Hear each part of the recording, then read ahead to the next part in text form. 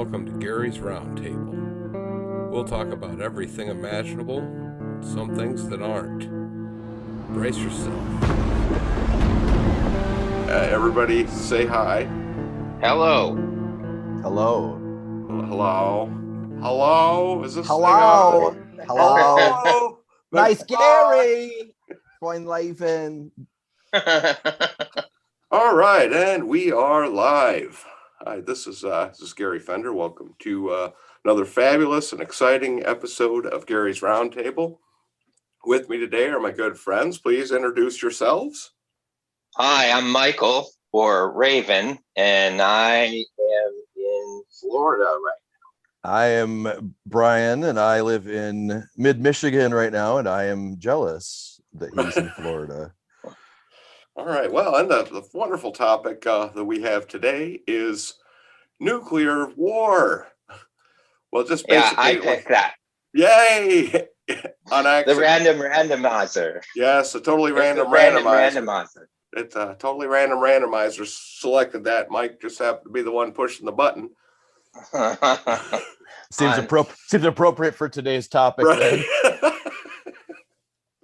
Let us mention that it's an auspicious date also. Yes. 4, 3, 2, 1.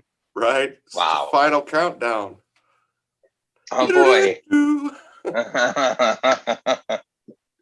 Okay, well, where do we start with this Well, I guess terribly heavy topic? Right. Well, I guess I want to start off by thinking, like, what do you guys like if you're thinking about possible end of the world scenarios, what do you think the likelihood is, I guess? Not necessarily on a scale or a number. I just think like what do you think the likelihood is that nuclear war or nuclear disaster could result in the end of the world or the end of humanity, life as we know it, etc.?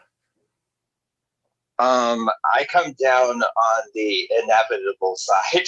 I hate to be pessimistic, but I just, from the research and the reading that I've been doing since we decided to pick this topic in the last week or so, like, I'm not real optimistic that we don't make it through this. Well, actually, if you're positive, then you are optimistic. That's true. What do you think, Brian? Well, it's kind of odd because I was thinking about this likewise in the last week or so, and I think it startled me how much I don't think about this anymore. I feel like I've kind of drank the Kool-Aid of people thinking we've come out of the other side now that, you know, the curtain's down, the Cold War is ended, etc. That the threat is nominal at best, and that there's, you know, commissions in place, and there's all these safeguards that are in place, and that if it was going to happen, it would have happened, but we made it through, you know, God bless America. And so I think I've, dare I say, been kind of programmed not to suspect it. But you're right, when looking at all the facts and the number of devices that exist and the number of nations that hold them, it seems inevitable that there will be some disaster related to nuclear arms being deployed. It's just a matter of who and when. Well, and even it doesn't even have to be on purpose or intentional. That's the scary part. I mean, it's the other thing is I thought of Game of Thrones when you were talking, Brian, and remember Ned Stark approached Cersei with a paper shield. Yeah, and it didn't work out very well for him. Right. And that's every treaty and every agreement that we have that's all it is a paper shield. It's a gentleman's agreement, you know. It's a handshake. There's no guarantees. There's no actual. What do you do? What is there actually preventing it from happening? The thing that I keep thinking about more than anything else on that aspect is that I don't personally suspect that it would be a scenario where human beings would willingly turn keys. My feeling is if it happens, it's going to be mechanical.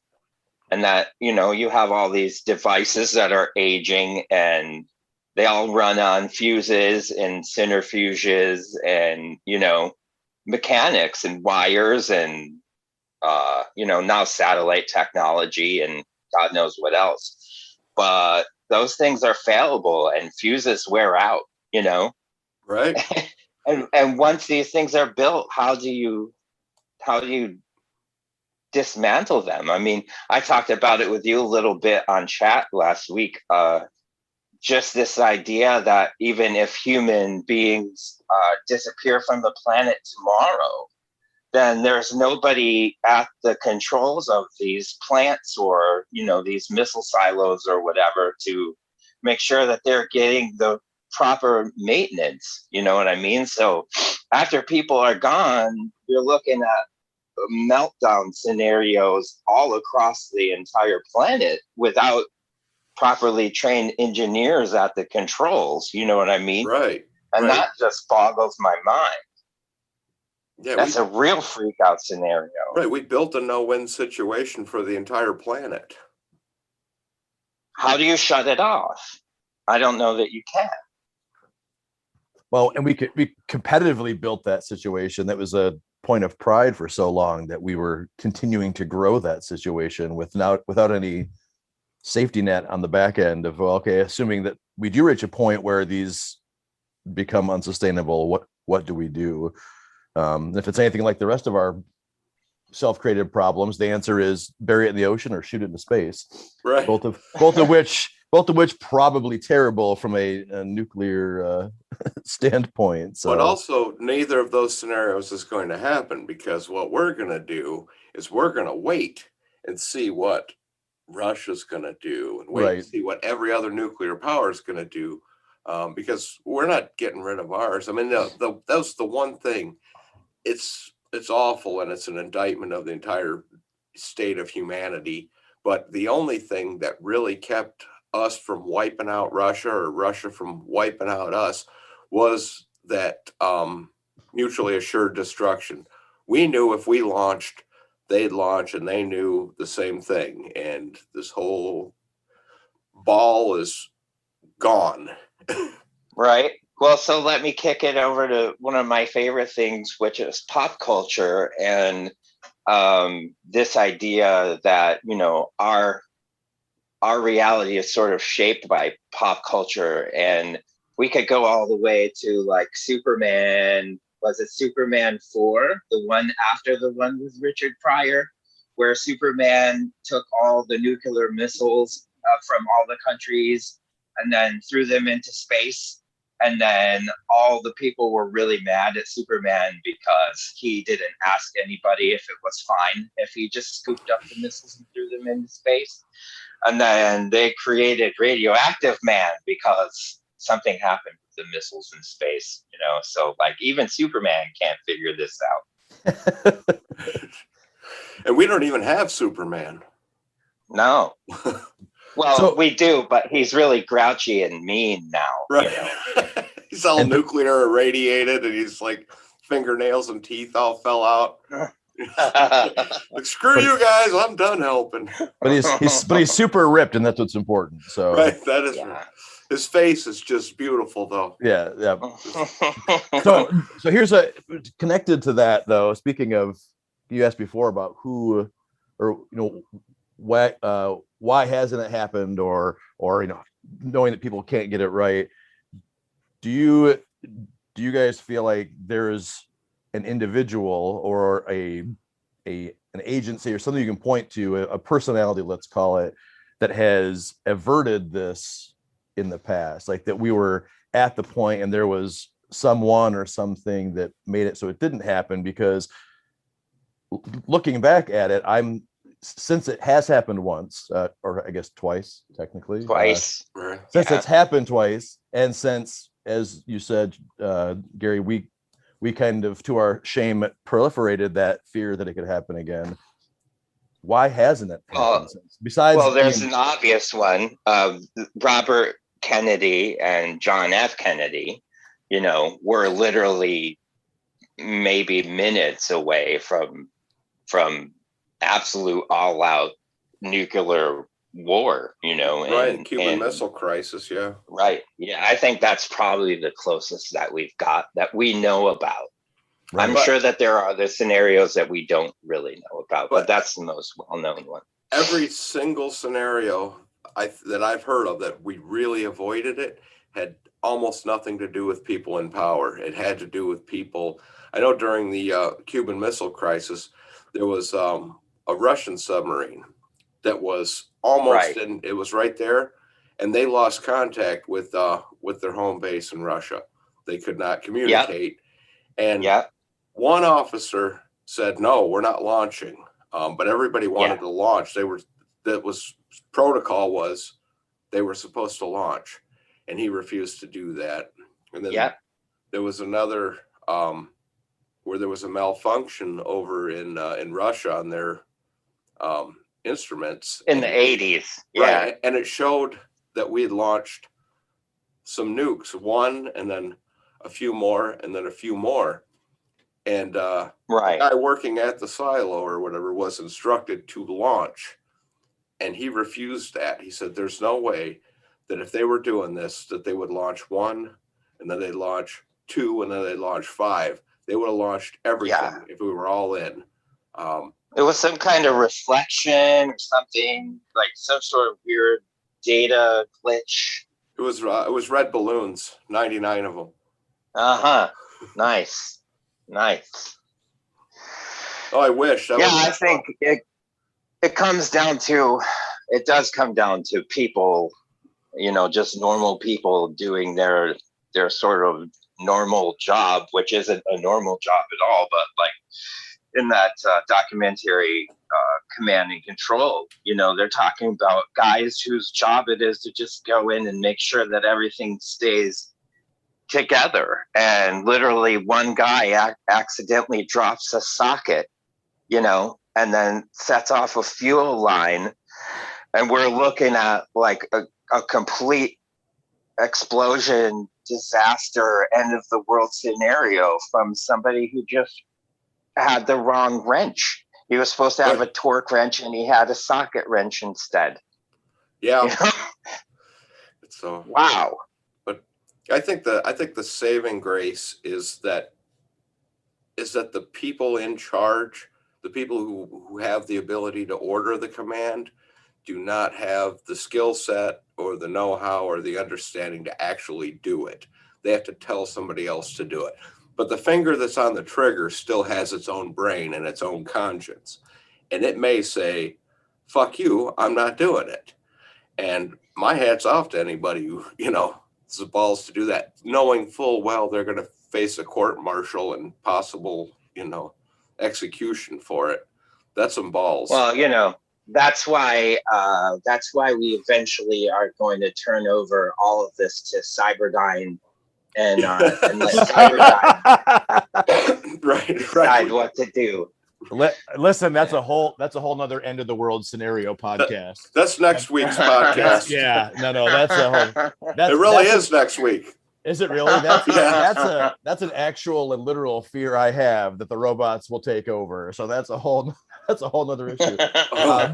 No, but it's interesting you say that, because I know that was a lot of discussion, especially in the last 6 months or even like the last 60 days of the last American presidency, was the cry for accountability from the insurrection and a bunch of other things. Was sweet Jesus, that asshole's got his finger on the trigger. Yeah, and you got one guy with a red phone. Right. You're like, yes, there are people who are in between him and the nukes, but goddamn, he's obviously found a way to turn the military against civilians at some point on a small scale. He's found a way to turn certain systems against themselves or against the people. What do you do if Bozo does have the red phone? Yeah. Well, and we talked about that. A friend of mine who used to be in the military, and I said, you could say no, right? Like if they say, we want you to fire on this angry mob, you could say no, right? There's punishment. Like you said, there's going to be court martial. You could be tried for treason, whatever. but you're still a person. You still have the ability to say that's not a legal order and I'm going to defy it. And all it takes is one person to change that, but you have to have that one person. And that from a you know, nuclear proliferation standpoint, that's what makes me think then. That's why I asked about what you thought about, you know, who's done that or who's doing that, because Yeah. made me think Well, over the the last week. psychology of it. Right. Well, and Just then the psychology of it is crazy. To have that job where that is your training. And like they said, they didn't know when they turned the keys where the missiles were headed that they launched, because they didn't want to know. You know, like literally, that's your responsibility. It's you're wiping out an entire civilization of people when you do that. And to have the people in those interviews say, "I'm fine with that. That's my job." You know, I'm trained to do that. Like that, to me, like I can interact in the real world and I work a 40-hour job, but it's not that important. You know, I don't make decisions that will destroy an entire civilization right. during my shifts, you know. Thank God for that, you know, because Yeah, I'm just well, trying to make sure product hits the shelf.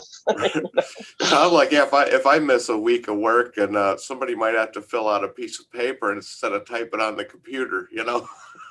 Yeah, yeah. My most Wow. jobs now are convenience based, not hey, if you don't get your job done right, a bunch of people are gonna die. Right. An entire civilization is Right. gone. That's You know, what I keep thinking about and I keep coming back to is the first communication in the Damascus disaster in Arkansas, from the guys in the silo to the guys in the control center, was oops. right. That's just the one thing you don't want to hear Right. over the radio. Yeah. You could say oops at your job, Mike. You could probably say oops at your job, Brian. I could say oops. We're not surgeons or you know, like like in their elective cert. Like if I'm getting my vasectomy and I hear the doctor say oops. Oops. Yeah, No, that's no, bad. Oh no. no. I know what I did when I said Yeah, no. oops. No. Then he followed it up by saying, I'm sorry, ma'am. oh, Whoa. oh shit. Oh, Yeah. you're supposed to use a scalpel, not a chainsaw. Well. So how, I guess, you know, to kind of turn this conversation a little bit, I know that me and Gary are the same age. I'm assuming Brian's probably the same age as us. And Yep. this whole thing has really shaped our entire life, you know, since the time we were little kids until now, you know, where maybe it's faded a little bit into the background, but it's still something that, you know, you end up thinking about all the time and has shaped our culture, you know, in so many ways, both large and small. What are some of your experiences or memories that of it, like as you came of age? What are the sort of things that you sort of come away with when you think about this? For me, I think there's there was constant awareness, like from almost from birth, that like we were living on borrowed time. You know what I mean? Like it's a it's a moment's notice from all being over, and we all knew it. That's the thing. We all knew it. Um, that's kind of I'm a little bit jealous of the younger generations because of how we you know, with the end of the Cold War, it's not right there in the front of the conscience. So it's Mm-hmm. not like they didn't have to grow up with that constant nagging fear that it could all just get vaporized any moment. Yeah, and for me, that's entangled with that is completely, I can't disassociate that with the Christian brainwashing rapture thing. To me, those things are all totally intertwined, you know, and I literally can't take one and separate it from the other one, because that was what happened during my childhood. You know, I lived underneath this constant fear of both annihilation and also rapture at the same time, which really does a number to your brain when you're a little kid. Oh, well, then we're gonna left turn this shit into some real dark territory, because I'm right there with you. And my first real understanding that the world literally could end, but because of what we're doing, was the same thing. And I can connect it very specifically to two specific items that overlap what you're talking about. The quote unquote Star Wars program, which of course I was transfixed by because it was called Star Wars. Right. But the idea that we were going to weaponize space or space technology for the purpose of annihilating enemies around the globe. But also in my house, that also coordinated with the run of Pat Robertson for the Republican candidacy for president, which my parents were wholly in favor of at the time. And that, as you say, led to a great deal of discussion and interest on my part about the end of the world and what was going to happen when it ended, because it was a very real possibility at that point. I'm just short of being prepped, but certainly being educated about what would happen. Not necessarily prepped that it was going to happen right now, but it you guys remember that there was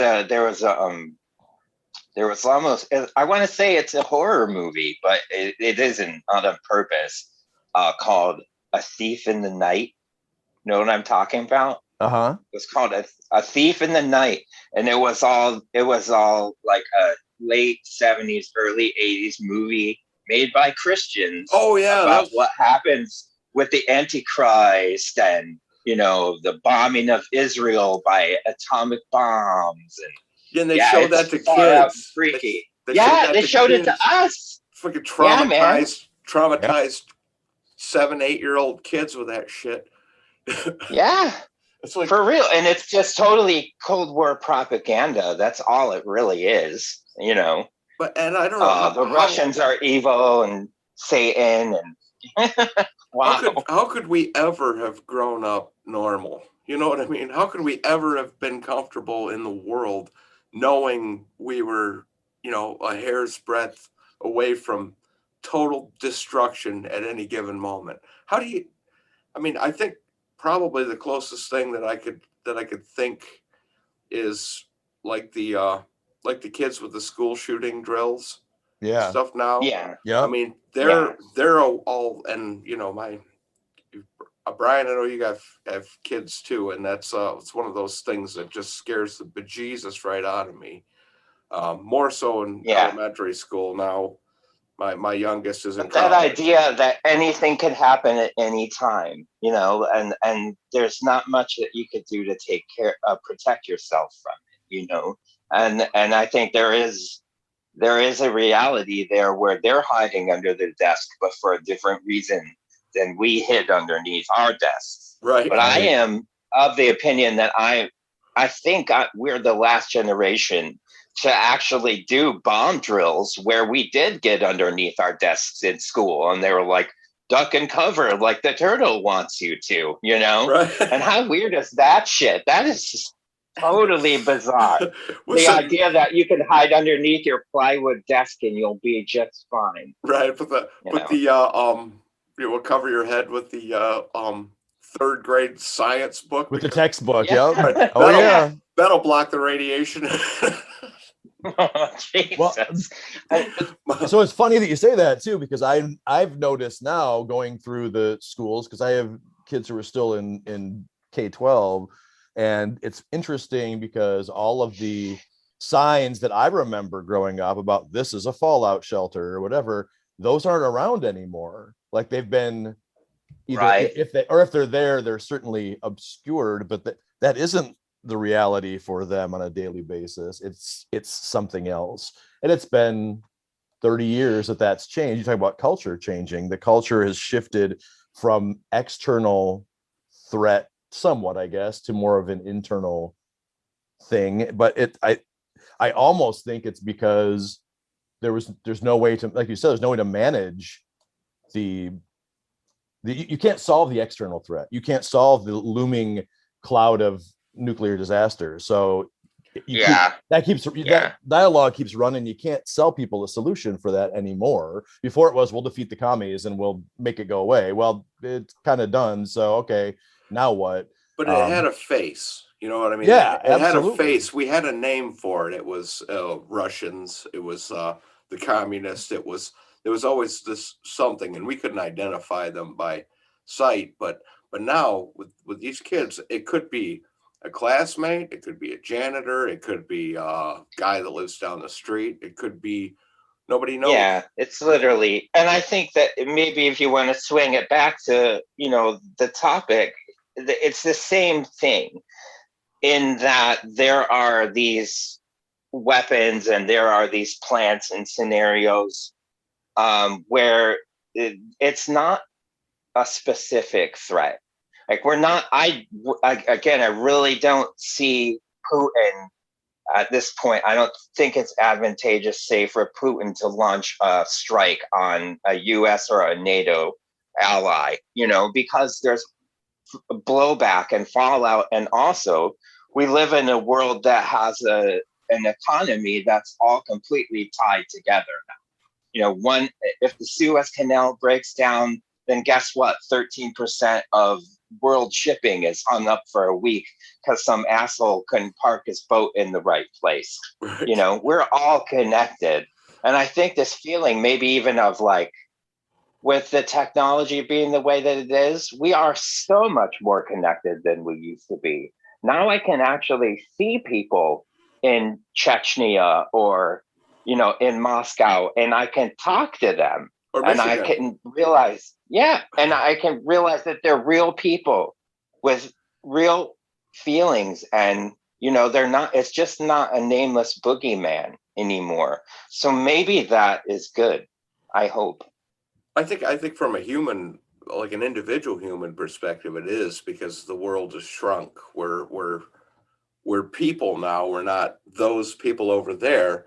That's a person.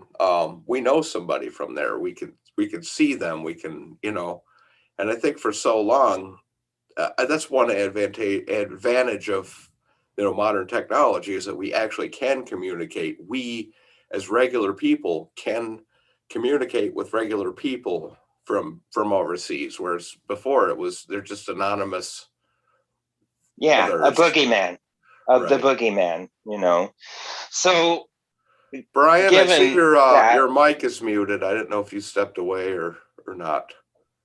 I was making more coffee. I didn't want to disturb you with my Okay. I with just my didn't know I didn't know if you did it on purpose or not. Oh yeah, I appreciate that. I am at the age where technology is confusing and weird. So And well, like 20 minutes later, you'd be like, what? They've been ignoring me this whole time. I'm done with these assholes. so let me I have the same outlook that you guys are talking about as far as the fact that there is the idea of nations and national identity certainly has become more hyper focused, wherein we may have pride or connection to our place of birth or where we live, but we realize, as you guys are saying, that there's a much more global aspect to what happens now, and that's as go the least of us, how we treat the least of us, or what we do to others is going to have an effect on us, whether we can predict it or not. What I was thinking about during the whole last, during the transition of the last presidency was because people kept saying, he's got the codes, he's got the button, he's got the phone. I was thinking, do I believe that this person, do I believe Trump will actually push the button? Like under what circumstances? Because there were people who, that was a legitimate threat. That was their big concern. At least it was their arguing point in public. And I'm going to take it at face value for a minute so I can ask you this. Do you think that it's possible for us as a country to elect somebody who believes that's a viable solution to a military or otherwise absolutely, We have elected nobody other than people who believed that was a viable solution. that's a profound answer. And I think you nailed it right on the head. And to me, again, to go back to the psychology being okay with that. Literally, like when you're taking the oath of office, then aren't you sort of, not specifically, but you are saying that you are okay with that? That is your responsibility as a single human being, that you have access to the phone, that, and that's fine with you. So And what sort of psychology would you even have to be able to place yourself there? You know what I mean? Like, wow. Because I don't denialism. fucking want that spot. I don't want that spot at all. Oh, Like I no, said, no. I can, you know, I can handle my orders at work, but I don't want the big red phone. Yeah, that's a decision that I'm not prepared to make. Like, hey, we've got birds in the air coming our way. What do you think? Like, no, uh, I resign. Here, that, Mike, you handle this one. Right. Anybody seen Pence? well, especially knowing that there are protocols in place to keep you and your family and your cabinet, and like you'll be protected largely. Yeah, but you'll be underground somewhere in the fucking Colorado bunker, you know. with Right. right Given the with choice, though, if I've got with the that or crashed alien vaporization, spacecraft. So right.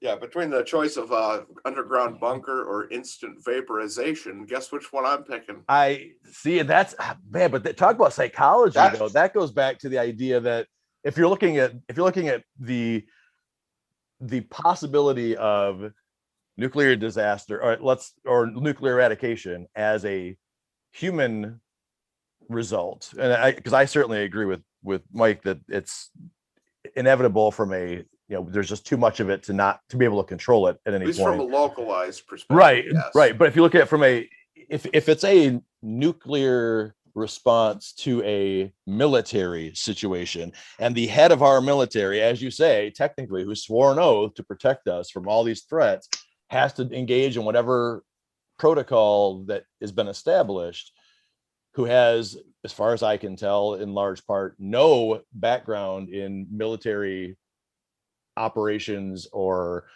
service or anything like. At least, again, that's been the trend, as you say, because Gary, you really got me thinking now about this in a terrible and scary way. Then the decision isn't based on military order; it's based on, oh God, what do I do? And that literal panic button moment of, well, if I don't, they will, right? And if I don't, then we lose, and they have nothing to balance that against, because I dare say they've never had lives hanging in their balance, much like the rest of us. And that is a chilling thought now that it's in my head. So thanks for that. That's gonna my pleasure. It's at least that's gonna color the rest of my weekend. So that's great. Thanks. At least I can You have a good holiday now. Yeah, yeah.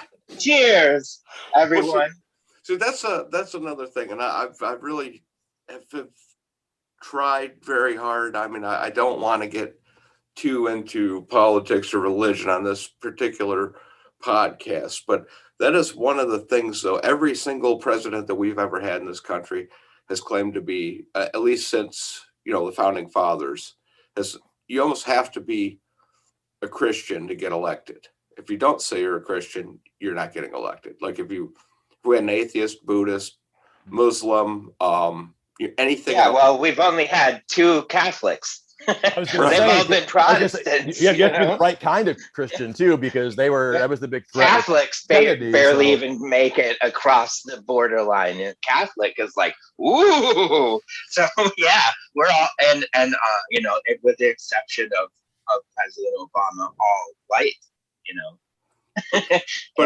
and straight as far as we know. So white straight Protestant guys who are thinking that they are agents of God in a way. The Constitution has been given to them by God, and so they are agents of the divine will, and they're representative of the people, so like they're the chosen one, you know what I mean? And that it gets creepy. Right. I don't like that. What the scary part to me is that if you have somebody with their hand hovering over that red button, and they think if they push the button, that everybody's just going to be reunited with their loved ones in heaven. That's divine will. Yeah, That- like what? So what happens if someone like Mike Pence, say, is in that situation where if he would to believe that literally it's now God's will that he, push the button.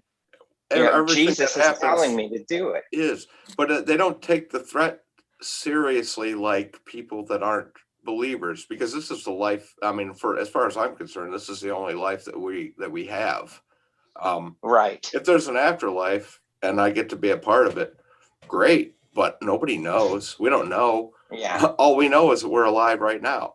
But if that guy pushing that button believes 100% that all of those people, all the good people, are going They to got go, the pass. they're going to go to heaven, and they're going to sit up there with. We got season passes to heaven. Right. Here we go. It's- Hold on, mother. Right. Well, but it's weird because bring mother in the room. that's weird because it really does tie back into, if you look at the timeline of it, and when you were talking about the under your desk drills and the threat with the face of global communism and that sort of thing, if we dig back to the 50s, when that was, with McCarthyism, and when they were started stamping "In God We Trust" on every fucking thing that the country produced, Right. to remind everyone that we are a Christian nation ordained by God, and that the godless commies are the true satanic enemy of peace and order, etc. Capitalism. They're the enemies of capitalism. It really does. It's so interwoven then in the idea that this, dare I say, faith-based but cultish thinking about evangelical Christianity and the rapture, specifically how the world will end and when, and that it will end, according to all reliable sources, in quotes, with fiery damnation and a light from above, and etc. But it all is so woven into the idea it's all intertangled. Yeah, it's so. But God, you don't even, unless you stop and talk about it on a podcast on a Saturday morning, you don't ever stop to consider how far, like how deep it goes, at the roots of that in the presidency. Even they're not only the commander in chief, they're the button pusher in chief. And if anybody's elected to that station not thinking about that one day they'll have to do it, and that they've already made their peace with the fact that they can say yes. And it's the crazy thing. Look, there's like 40% of our elected representatives believe in young earth creationist, Noah's Ark shit like that it really happened. They deny the science and they believe that. Did you say 40%? 40? Yes. Okay. That hurts my heart and my so it's just the rampant science denial by people that are in charge of things. Yeah. That's what I'm saying. Like, some senator, some senator or some congressman, these are all people that are waiting their turn, potentially to sit behind the big desk with the big red button. With the red phone. Yeah. Yeah. If Ted Cruz is behind the desk, then I really don't feel confident that we don't make it through his term without him picking up the red phone. You know what I mean? There's going to be boogers all over that red phone.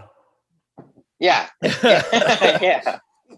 That our former president didn't accidentally pick up the wrong phone when he was trying to order a pizza and bring a yes, is this Domino's? And I, in my personal feeling, like with how this all ties back into Revelation specifically, it's hilarious because if you know anything about the history of Revelations, supposedly it was given to John after he was tortured, put on an island all by himself, and then ate a shit ton of psychedelic mushrooms. Right. So yep. Of course he saw the fuck out. Yeah. Yeah. Of course he said dragons and shit. Yeah. You do that to me, I'd see 7-headed ladies coming out of the ocean and shit too. Of course, that's what happened. Yeah, but in a weird way, then this dude's psychedelic freak out from 2,500 years ago is still shaping our society and our politics right now. You want to know And the messed up thing at the council? I think it was the Council of Nicaea, when they decided which books would be included and which books would not be yeah, included in the yeah, Bible. That was one vote right. away from being not included. The whole book of Yep. Yeah. Revelation, Yep. because it was, they thought most of them thought it was the ravings of a lunatic, which is exactly what So it reads like.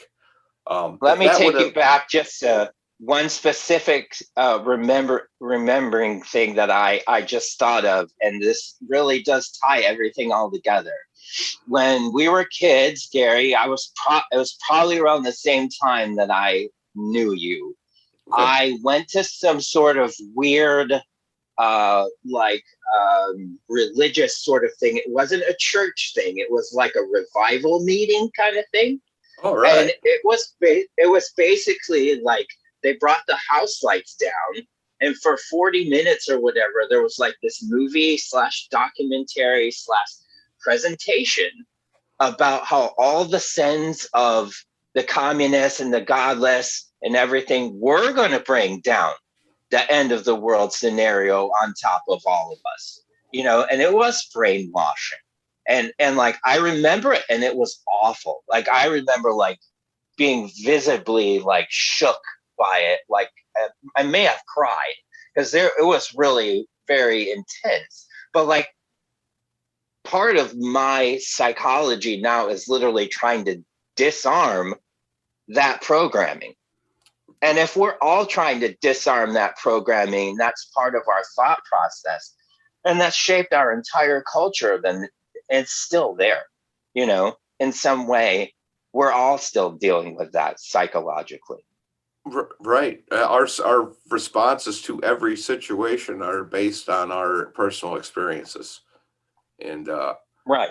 that is, and this, I'm in the same boat. I mean, a lot of that has really shaped who I am. My entire experience growing up was not necessarily one of peace and love, and there's some messed up things that we were taught to accept But it's without really thinking weird about it. because there's this other aspect of it, which is the commercial aspect of it, in that we played with toys and we played out these scenarios, as kids. Like that was part of our games.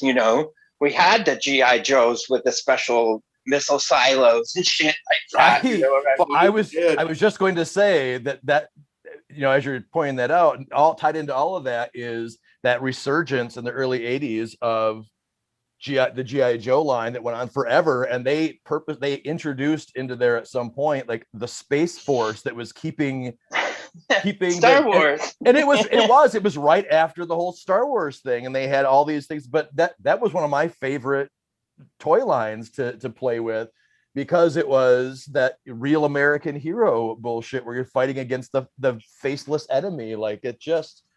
But we all knew they were Russians. We all knew they were Russians. I mean, No, I don't think the October. I don't think the Crimson Guard was an accident, right? I mean, they didn't just pick that name out of nowhere. Right. But when you were, because we all did this as a kid too, right? You got a plastic toy gun, and we basically played paintball without paintballs. Running around through the woods or whatever, or backyard, pretending that we're playing some war. of the And who were the bad kids in my guys? neighborhood. The bad guys were always the Russians. Sure. We were at war. That Right. probably Red Dawn had a lot to do with it. I was just gonna say it's truly been a Red Dawn. That's why. Yeah. Right. I want to be Patrick Swayze. Wolverines. I'm C. Thomas Howell. No one's ever said that. Not even C. Thomas Howell. He's like, he's in denial now. He's like, no, that's somebody else. He's like, I'm also Patrick Swayze, as it turns out. If you really want to, trip your mind out, go watch that movie, and you'll realize that it's not anything but a propaganda film. I mean, obviously, Well, yeah. And this chucks us way off base, but to that point, I had 2 different meetings in high school with military recruiters because I wanted to fly fighter jets. You know why? Fucking Top Gun. Yeah. Like I saw Yeah. that. I saw that movie and I'm like, I mean, my grandfather was in the Army Air Corps in World War II. He was a navigator on a bomber. So there's some, there's some personal context, I guess. But that wasn't why I wanted to fly fighter jets. I wanted to be Val Kilmer. Like that was my whole goal. And to the point where I was going to enlist in the fantasy of flying fighter jets and blowing things up because you didn't want to be Tom Cruise? No, man, I want to be Iceman. What are you talking about?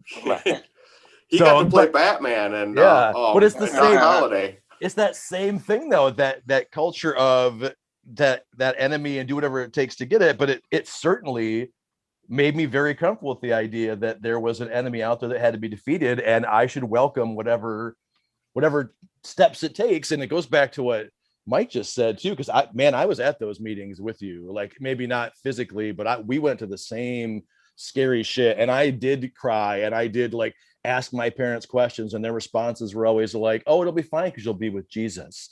Right. Yeah, and then God's will, And then at the end of that, they're like, "So, who'd like to accept the Lord?" And right. They got time. We got two choices: you can accept the Lord, or I'll take door number 2, Monty. Yeah. Right. But that's, I mean, I got to believe that part of that was brainwashing on their part from going through what they went through. Because my parents were 6 or 7, so they were born right in the wake of World War II and following the detonation of these first nuclear bombs. And that was, you talk about being part of your upbringing. I mean, it's a military industrial complex, but as nationalism, as a nation state, that is how our country was reflected during that time period. And if you said anything against those ideals, then you were godless communists, so then, you were either in or you were out, and there was no out, and I know that my parents lived with a different reality of this scenario than I do. And I know that my nieces and nephews, their reality of this scenario will be different than mine, or like the things that I worry about. But now more so than ever, like in the present day, I feel like the possibility of a small scale sort of explosion is possible through terrorism. But I really do think that if it happens at all, that it's going to be through some sort of combination of mechanical failure and or human failure that would cause the scenario to happen. Yeah, it's where it doesn't have to be an intentional, it doesn't have to be an on purpose. Right. We've seen, I mean, you remember back in 2018, Hawaii had the false alarm. Yeah. I have friends that lived on the Big Island when that happened. And literally my friend Navi said she called her boyfriend Sean, and they were across the island from each other. And she said, "I don't know that I'm going to make it home." And that was the reality of the people. They got a message that said, warheads from Korea are on the way. Right.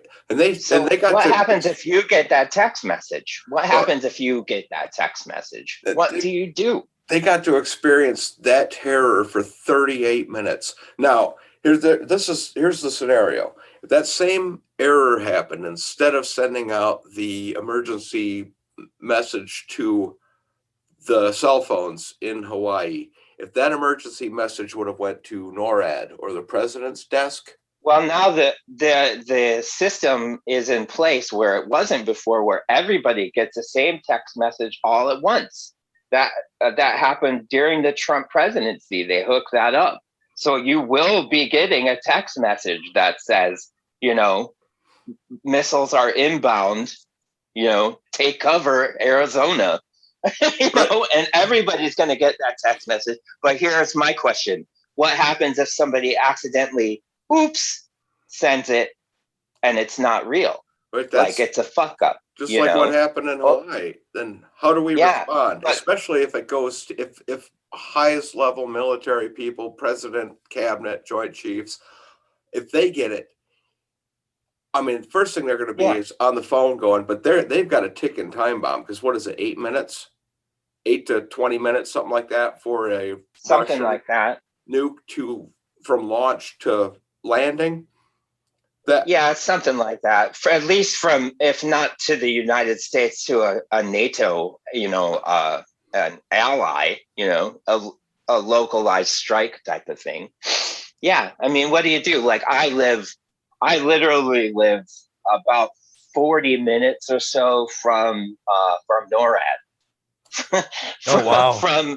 from SATCOM, where you know I think it was during the Trump presidency, Putin released a nice little 3D video of them dropping a brand new missile that they were designing. And the 3D video was on MacDill Air Force Base, which is in Tampa, which Right. is if this happens, then I'll be gone before you guys ever find out about it even happening at all.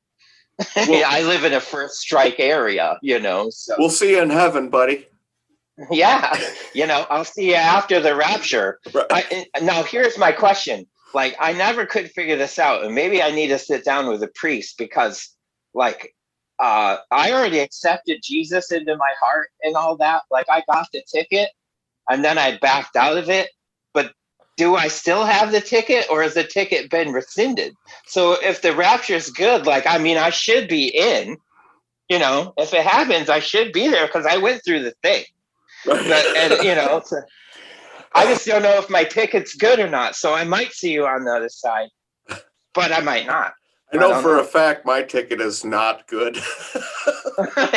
It's been Your pass has unpunched. been rescinded, Yes. unpunched. I think all of us probably fall into the unpunched category at this Right. point, and that's I okay. I've made my peace with that too, so that's I, all right.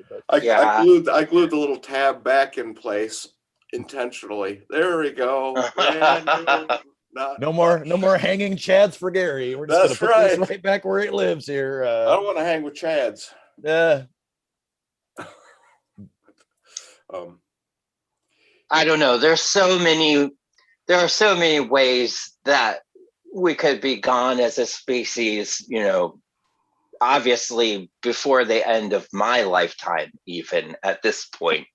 And I think that the threat of daily annihilation has really done a number to me psychologically as a 46-year-old American man, and like, even though that fear has rescinded at some point, or maybe it's in your I just feel like conscious, I right in your I conscious don't mind in have your any daily life, sort right? of yeah, but I don't have any sort of power over it.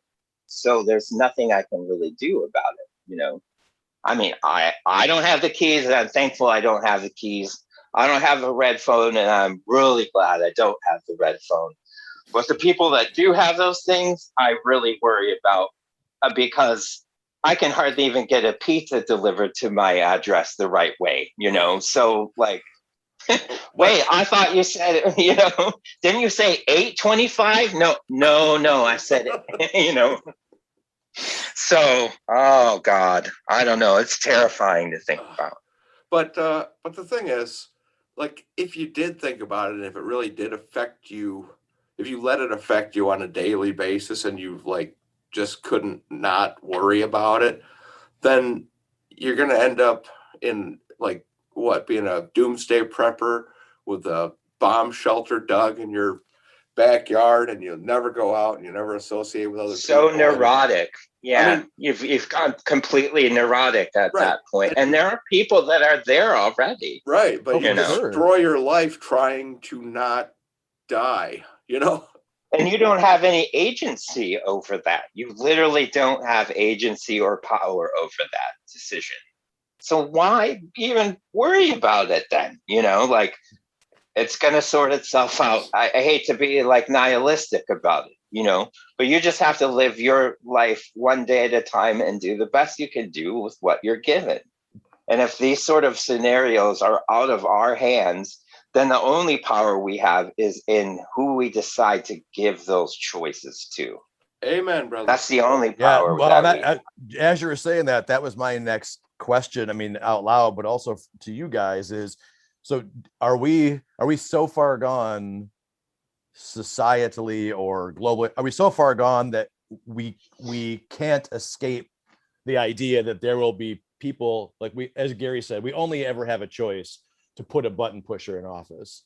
Is that something that you believe is a reality, or do we have a power to try and get people elected or intervene with people who are a conscious voice against that attitude? Because well, that's God, I something. hope so. If I But didn't I don't know believe, that we can. if I didn't believe, which sadly I think that there's a very large percentage of the population of this country that doesn't believe that it makes any difference whatsoever, because they don't vote, they don't participate, they don't understand. I think in a lot of cases that politics is survival. Right. That's how we live. That's how we improve or protect or destroy. So I think if I didn't believe that there was hope, I wouldn't even bother voting. I'd be one of those Right. people that just is like, fuck it, whatever happens, happens. I don't care. I'm just gonna. That's sort of like the ultimate oblivion. You know what I mean? Yeah, Where so they could. like I guess my question is just like, are we as a society, what would happen if we had a politician whose platform was that? What would happen if we had a politician who said, I don't believe that it's correct for me to have the power of picking up that phone? He Like would lose in the primary. they would never ever even get out of a local election. They would be looked at as completely crazy. It's look, because there are powerful arguments against nuclear deproliferation, because it has to be, this is the thing, it has to be a global effort. It can't be a local effort. It can't just be like, we can't just eliminate our nuclear weapons. We can't just. That's why you need Superman. Right. Yeah, well, so if somebody was running on the platform of building Superman Or being a Superman, I would also accept being a right, Superman. I'm good with recruiting Superman. We just have to find him. Right, but also, if you're a politician running on a platform of belief in superheroes, probably not getting out of the primary. Well, the first Unless problem his is, I don't know. unless his name's Some of it. Jesus. Unless yeah, I his mean, name is Jesus. Yeah. I was going to say, first Right. problem is Superman's an alien and an illegal one at that, so he can't possibly run for office anyway. So we're going to lose him right there. But Really. Oh man. That's like it's like Captain America, or like they're coming here and stealing our jobs. that's right. That's going to be his running mate, or his opponent is going to be. I mean, you got the Republicans and the Democrats. You have to have a run a DC guy against a Marvel guy. You're gonna let this goddamn foreigner come in here and take over our country with his spit curl and his spandex bulge, corrupting our women folk. Yeah. So check this out. When I was watching Command and Control this morning before I started recording this podcast with you, they were talking about, and I think this might be a good way for us to kind of get around how we wrap up this episode. They were talking about in North Carolina, there was a B-52 bomber that was up in the sky, and it started falling apart, like literally like the fuselage fell apart in the sky. And a hydrogen bomb fell out of the bomb bay and went all the way to the ground with all the firing mechanisms in place. And the only thing that stopped a hydrogen bomb explosion in North Carolina was a two-way switch, like literally like a light switch. That's it. If that would have been flipped, there would be no North Carolina. There would be no nothing. Well, we would all be gone. Well, it wasn't that big, as I recall. It wasn't that high yield, but there would definitely not be in North Carolina, and the surrounding states would definitely not be happy, and they would be they would be colorful. You could see them at the nighttime. When we were dark. kids, when Chernobyl happened, I remember that that summer playing baseball, they took our photos, like team photos, where you'd get like your individual shot and then your team shot for your little league game, right? And the coach, he was watching like the photographer with the light meter, like the light lens, to back in the day, it was old school. So you had to like read the light with a separate instrument. You couldn't just use your phone to take a picture, And he goes like, oh, they're reading the radiation levels like they did at Chernobyl, like, ha, ha, ha, ha. And I was like, that's not funny. No, that's terrible. Even at like 10 years old, I knew that was awful, What a dick. The bitch of it is, we didn't even get the fucking X-Men out of the deal. No, I got no good mutant superpowers at all. Like, not jack shit. And of all the things we were promised, that's the one thing I was looking forward to. So right. Not even like we didn't even get any like Toxic Avengers or. I kind of feel ripped off, like no Teenage Mutant Ninja Turtles and 80s pop culture lied to all of us, man. I know, who would have thought? Steven Spielberg's a son of a bitch. I wasn't before, but now I'm a nihilist, man. You just destroyed my whole universe. I don't care anymore. I don't want to. Exhausting. I didn't want to break your flow earlier, but you said you didn't mean to be a nihilist. I'm like, well, considering the subject matter, I feel like it's only going to work in your favor today. Right. Of all the days for you to be a nihilist, today is the day, buddy. Just embrace it. Wrap your arms around it. So anyway, like the guy said when he dropped the socket in the silo, came over the radio, and he just said, "Command control, oops." Oops. Like Mike's not being a nihilist. Oops. Oh, my bad. Sorry, everybody. Guys, got a slight malfunction. Not a big deal. Trying to lock it down right now. Just a small weapons malfunction. Boring conversation anyway. Right. Who is this? What's your operating number? Luke, we're gonna have company. All right. So we never got around to it, but I got this.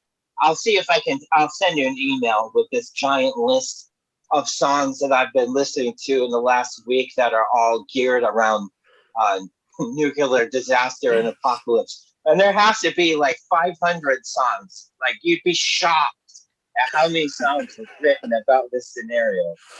And everything from the obvious stuff like Prince, and like Luftballoons to like Weird Al Yankovic to a guy named Sheldon Allman, who was like a sort of a Weird Al of the 60s. And he did a great song, which I'm going to tell you to go on YouTube and find, called Let's Crawl Out Through the Fallout by Sheldon Allman.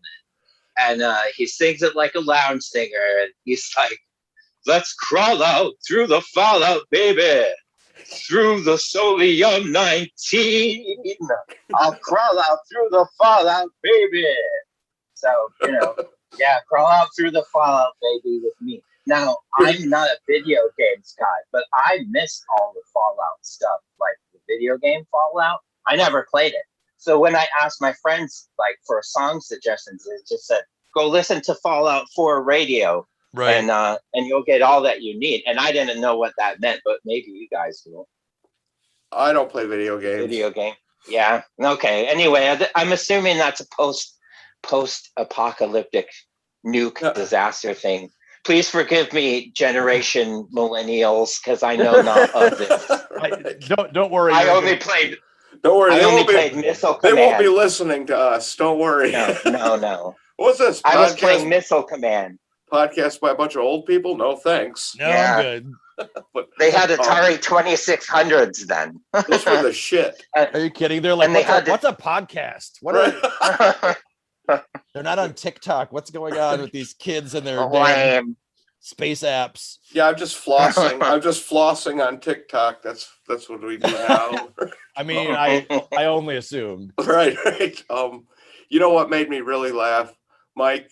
Is you said something about that you weren't trying to be a nihilist at the beginning, and then in preparation for this, you researched looked up all these songs about nuclear destruction and the end of the world. Yeah.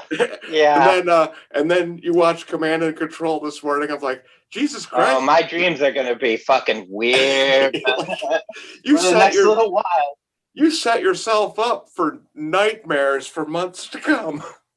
And I'm Yeah, glad. let's just say I am one thing I'm not doing today is tripping on psychedelic drugs. right. I am not doing that. Or getting banished to an island, hopefully. Right. Right. Or being that is- tortured, I'm hoping. Well, fingers crossed, right? Right. Yeah, right. You never I can do try to tell. live every day hoping I do not become tortured. So Well, but Anyway. not kink shaming those who do. Whatever. If that's yeah, your hey, thing. whatever. No, yeah.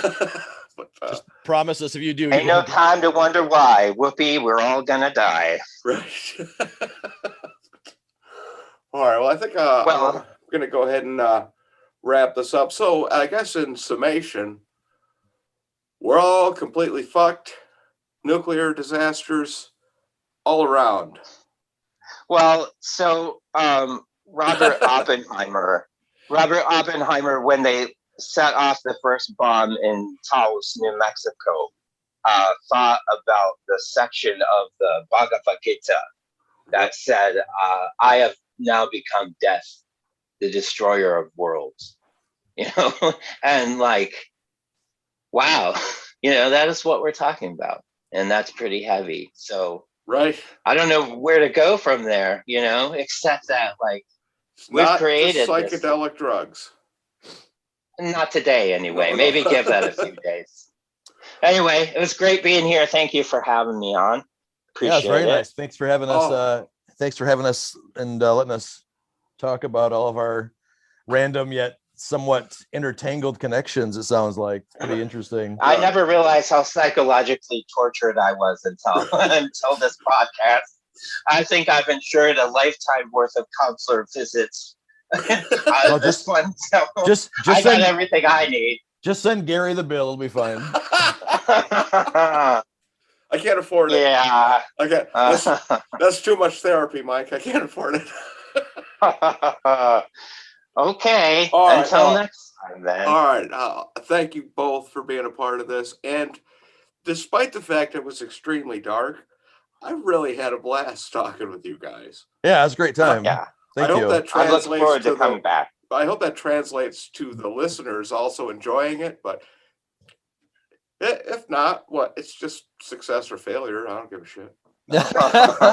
No big whoop. Gary, But you know it what? doesn't matter. It's nihilism. It just doesn't matter Right. anymore. It doesn't matter. Right. It doesn't matter. Like, if you want to listen to the podcast or something, that's cool. Show up or don't. Who gives a piss? But whatever. Whatever.